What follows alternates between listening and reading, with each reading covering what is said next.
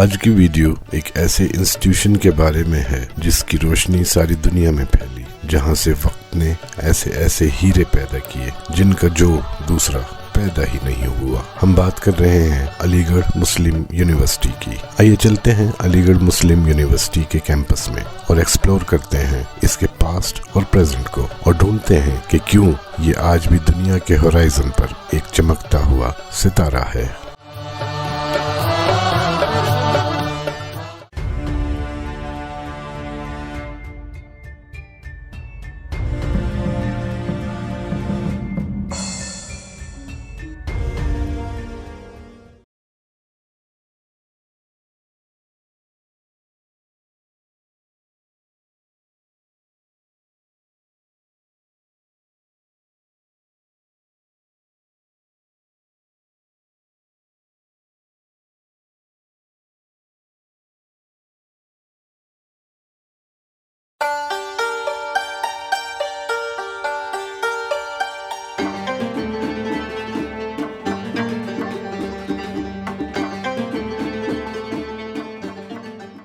یہ وہ سرزمین ہے جہاں سے سب کانٹیننٹ کے لاکھوں ذہنوں نے روشنی پائی، جہاں علم عبادت ہے اور کردار ایمان۔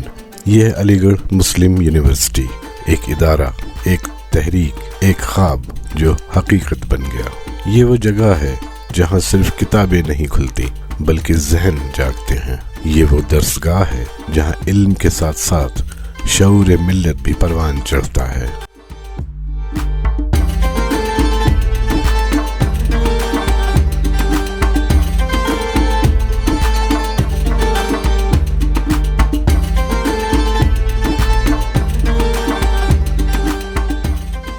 انیسویں صدی کی اندھیری آندھیوں میں ایک ٹمٹماتا چراغ جلانے والے تھے سر سید احمد خان، ایک تھنکر، ایک ریفارمر، ایک درد مند لیڈر۔ 1857 کے ناکام انقلاب کے بعد جب ہندوستانی مسلمان زوال کے شکار ہو چکے تھے تو سر سید احمد خان نے سوچا کہ اگر قوم کو دوبارہ اٹھانا ہے تو اس کا راستہ صرف تعلیم سے گزرتا ہے۔ ان کا ماننا تھا کہ قوموں کی عزت اور سروائیول کا راز علم میں ہے۔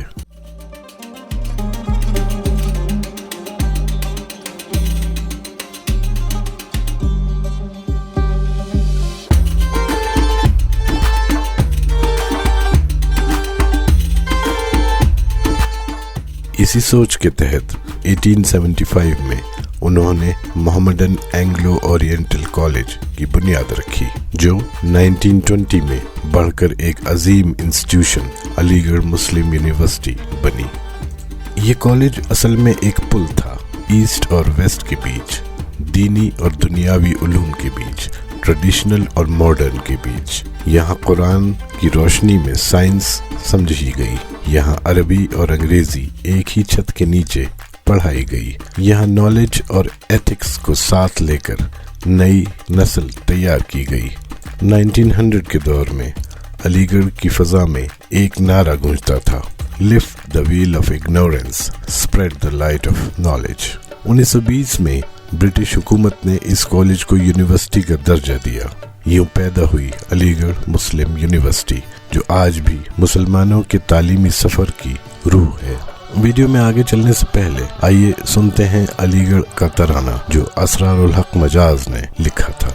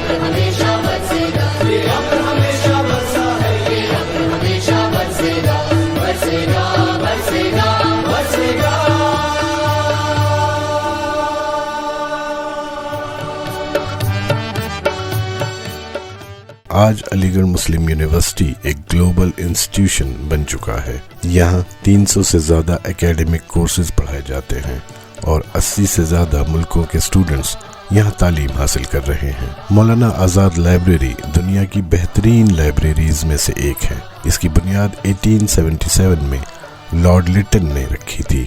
بعد میں 1960 میں پنڈت جواہر لال نہرو نے اس شاندار 7 منزلہ عمارت کو اناگوریٹ کیا اور اس کا نام مولانا آزاد لائبریری رکھا گیا۔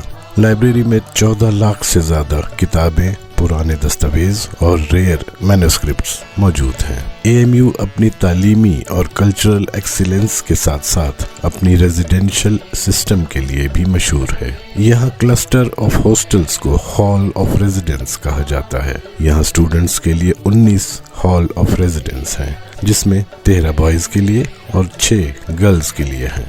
ان ہالز میں 80 سے زیادہ ہاسٹلز ہیں۔ ہر ہال ایک کمیونٹی اور لیڈرشپ کا مرکز ہے جہاں اسٹوڈنٹس اپنی زندگی کے سب سے یادگار لمحے گزارتے ہیں۔ ہر ہال میں ڈائننگ ہال، کامن روم، ریڈنگ روم اور سپورٹس کلب اور کلچرل سوسائٹیز موجود ہوتی ہیں۔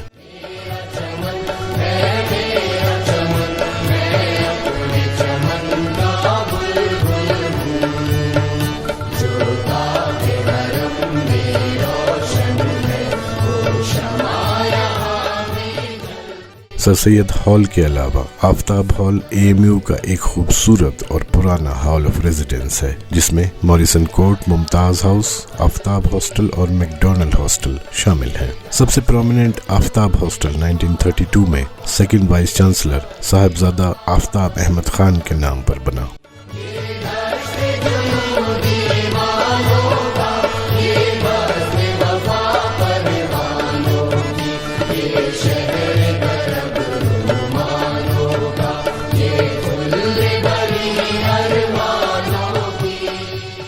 AMU یعنی علی گڑھ مسلم یونیورسٹی کی فضا میں علم کے ساتھ ساتھ ایمان کی خوشبو بھی بستی ہے، اسی لیے یہاں کے ہاسٹلز میں اذان کی صدا، لائبریریز میں سکون اور اسٹوڈنٹس کے چہروں پر کریکٹر کی چمک پائی جاتی ہے، اور یہ سب سر سید احمد خان کے خواب کی ہی تو تعبیر ہے۔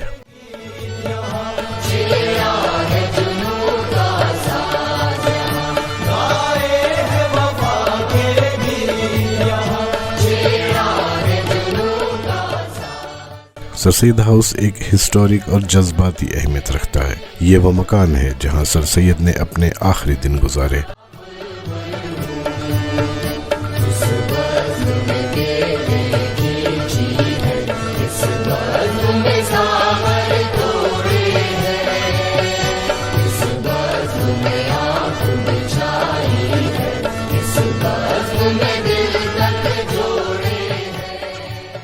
وقار الملک ہال 1932 میں بن کر اسٹوڈنٹس کے لیے کھولا گیا، جو علی گڑھ موومنٹ سے جڑے سر سید کے ساتھی نواب وقار الملک کے نام پر ہے۔ ہال میں 4 ہاسٹلز ہیں، یعنی جبلی ہاسٹل، نصر اللہ ہاسٹل، مزمل ہاسٹل اور میرس ہاسٹل۔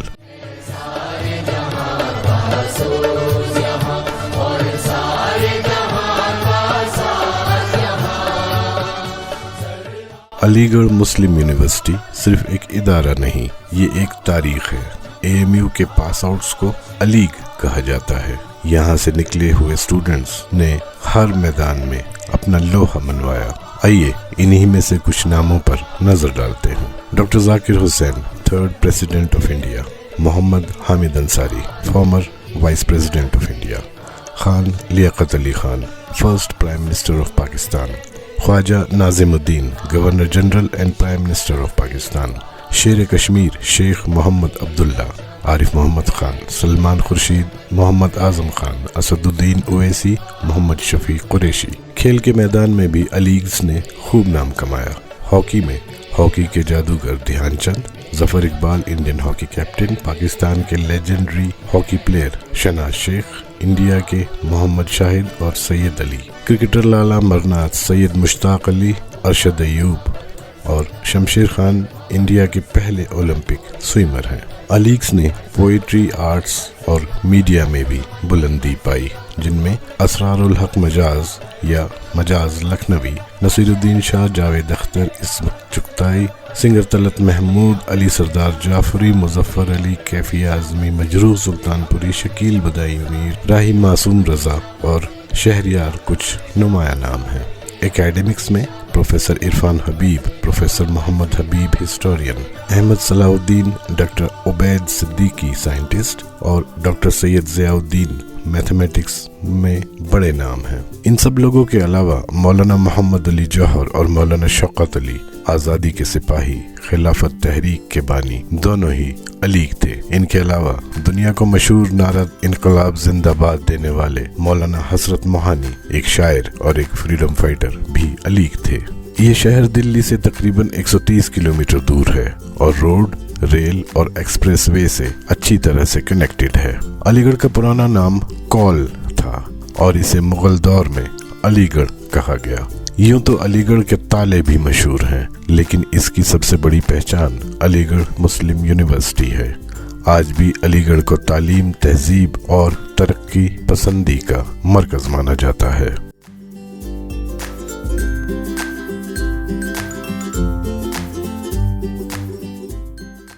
علی گڑھ مسلم یونیورسٹی کا جواہر لال نہرو میڈیکل کالج 1962 میں اسٹیبلش ہوا۔ یہ انڈیا کے سب سے عظیم اور پریسٹیجیس میڈیکل انسٹیٹیوشنز میں سے ایک ہے۔